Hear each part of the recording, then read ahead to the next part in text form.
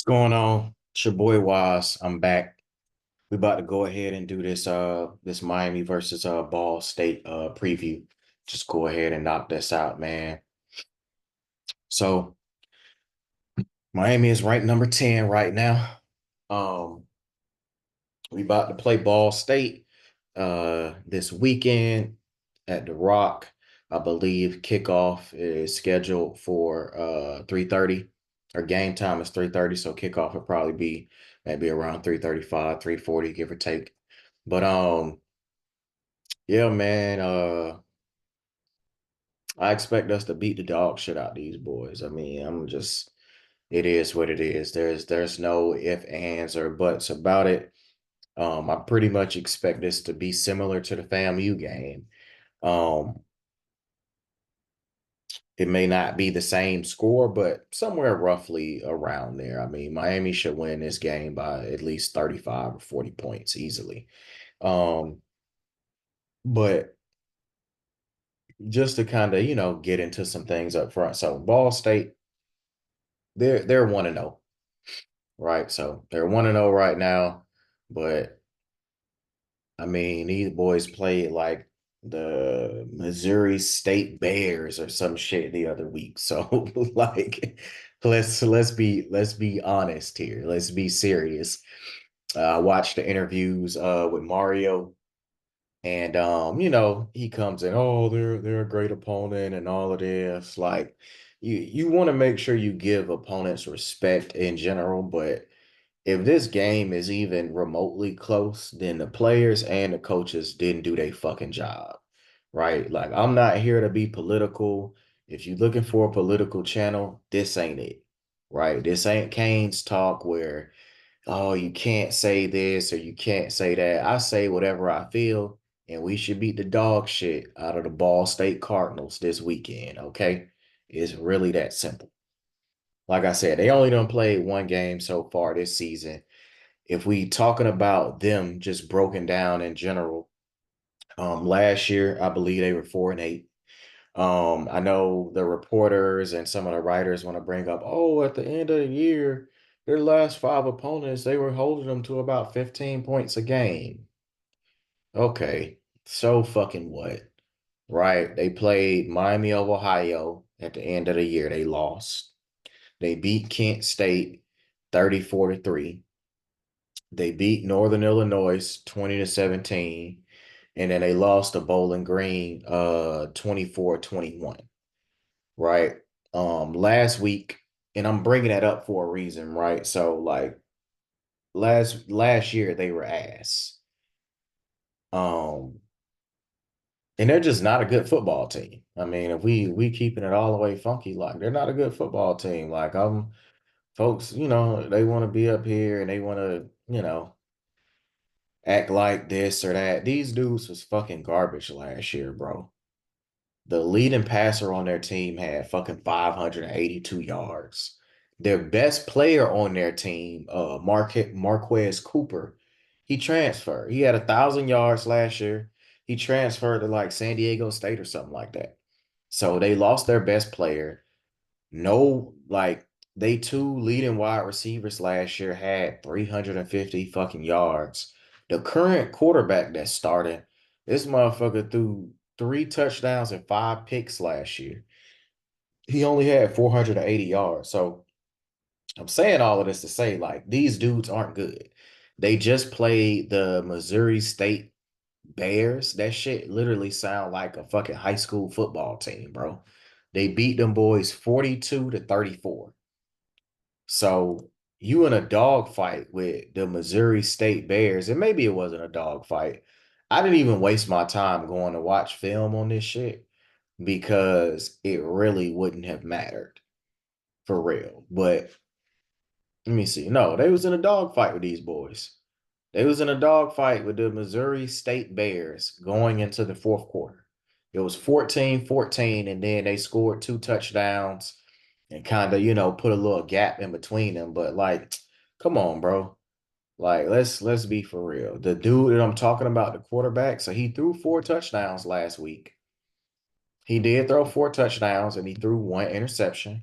He was 28 of 38 for 262 yards. So nothing crazy, but it is what it is, man. Like the first thing that happens, or the first way they score, he threw a fucking pick six.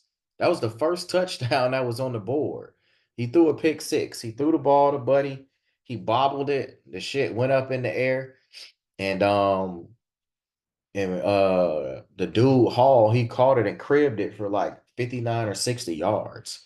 So, and this is not to make light of them or anything like that, but they're not on our level. Like the caliber of talent is not the same, obviously, as what we have. So we need to go in here and handle business. Like their running back did have 103 yards last week, Sloan. He averaged about 5 yards a carry. I believe he had like a 40-yard run, 40 yards long or something like that. So um that's about it though, man. Like these guys aren't like that. They're not good. So I expect us to do what we need to do against these guys, if we being honest.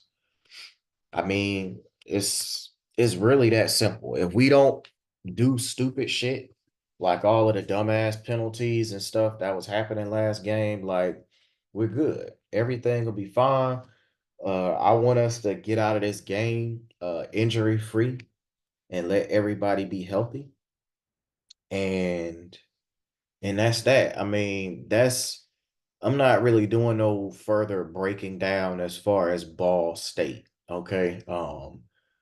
The rest of this video won't be about Ball State because they're fucking trash. All right. We'll discuss the things that we need to talk about. So I do want to talk about some things with Miami in general. So what I've liked so far, and we'll start with the defensive side of the ball. So we've been really good on third down so far this year.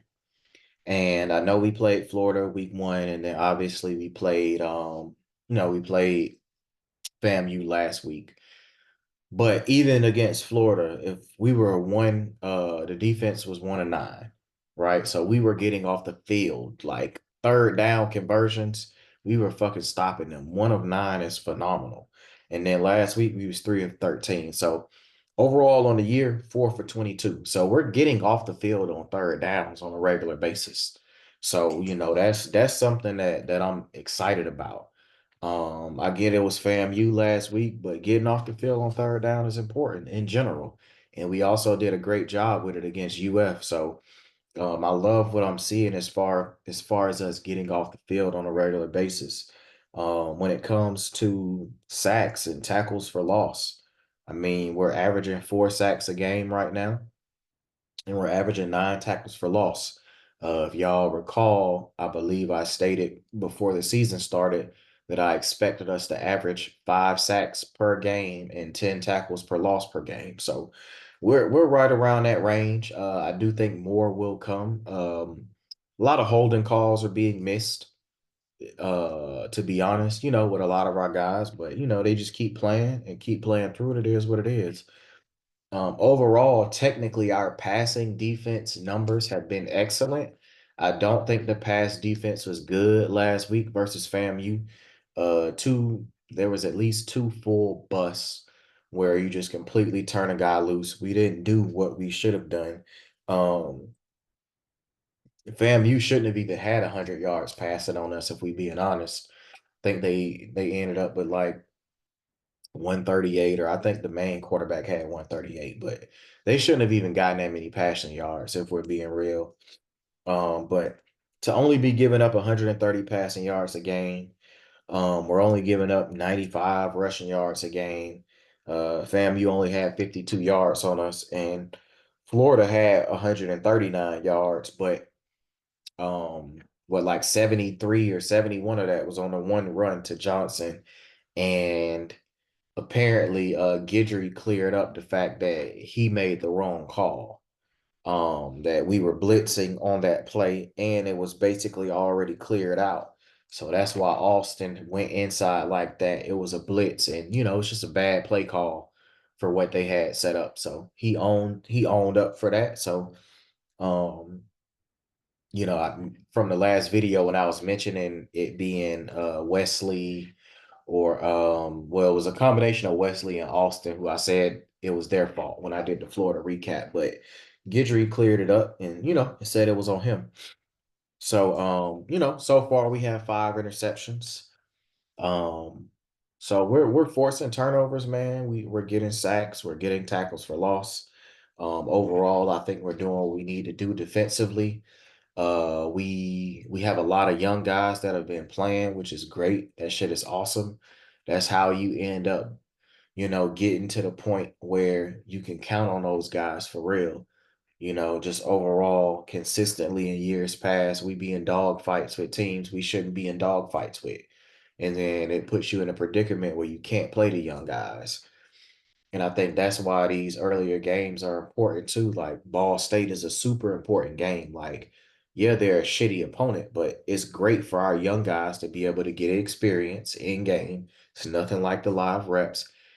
And then on top of that, if we go out here and in the first half, we get up by 5 or 6 scores, or even 4 scores. If we get up by 4 touchdowns early third quarter, then it's so many more young guys that'll fully be playing, because I do fully expect once we get up by 6 touchdowns that Cam Ward needs to be pulled out of the game.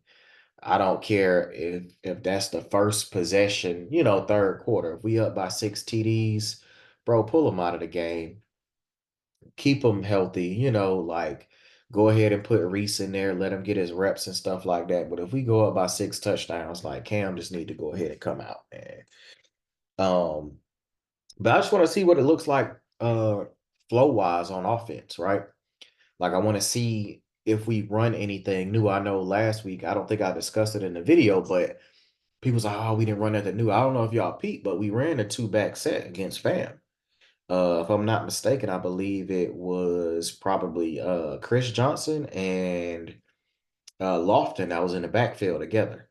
So, like, Dawson has been sprinkling little stuff here and there. He won't do it multiple times. I think he's doing it because there's nothing like repping it in the game, giving them an opportunity to see it, actually run through it, and then take it back to the film room and be like, okay, boom, you see when we ran this, this is what we was looking at. Because there's a couple of other things he's only run like 1 or 2 times and he stayed away from it. So I think, he's doing it more so for teaching moments on the execution.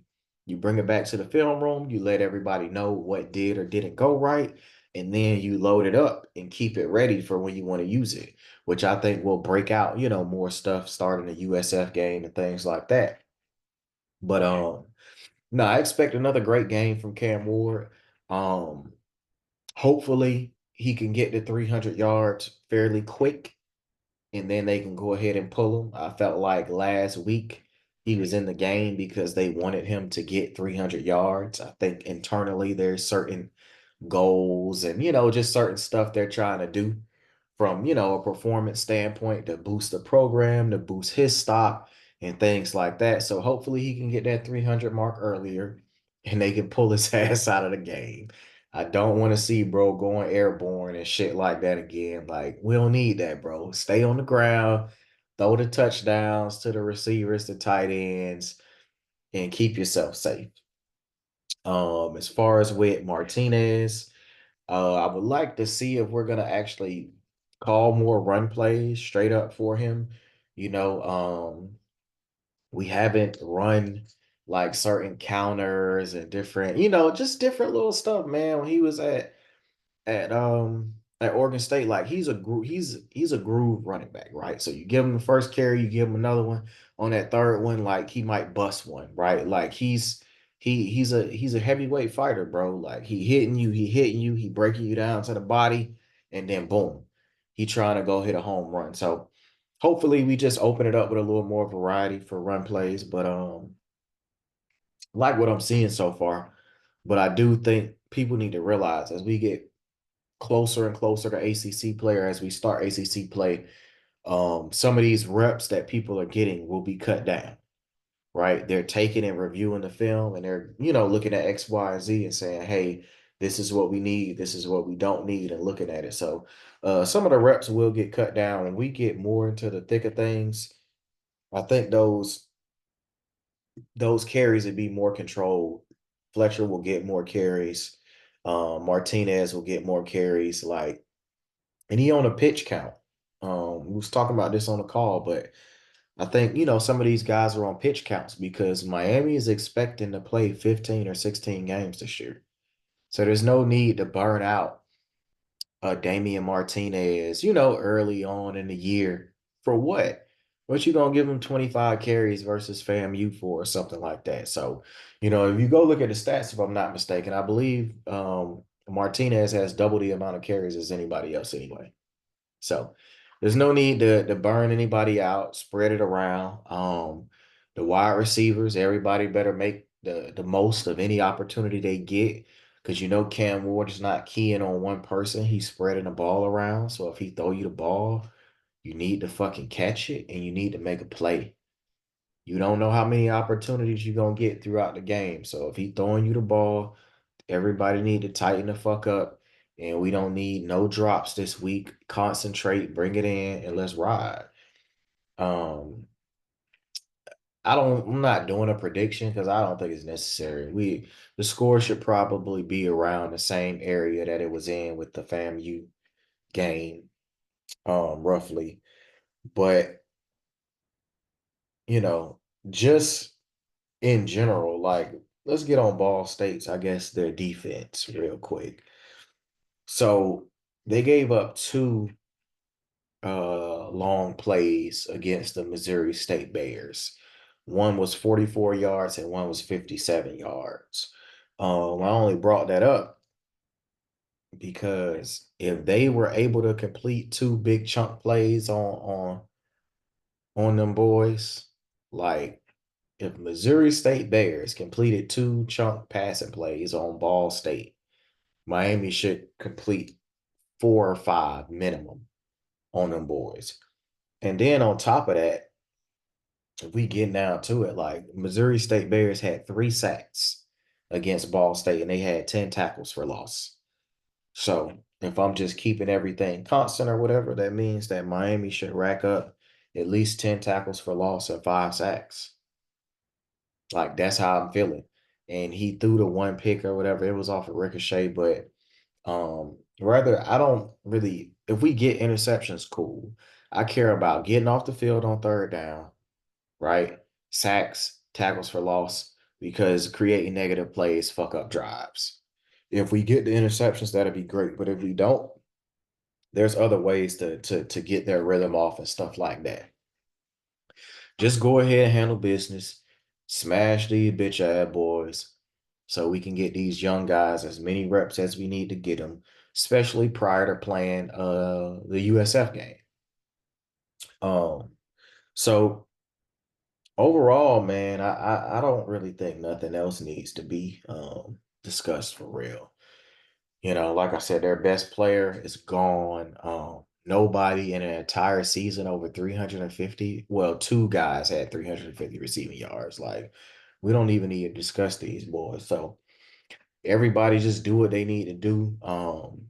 Sam Brown, if you get them opportunities, man, make the most of them. Um, Same goes for everybody. Horton, X gonna be X. We'll see if we get Jacoby going this game. Um, Arroyo make the plays. Riley Williams, he had a nice play last weekend. Everybody just need to do what they need to do, man. Handle business. And let me see. I will probably put the review up on Tuesday of next week. It'll probably be Tuesday when I put the review up for this.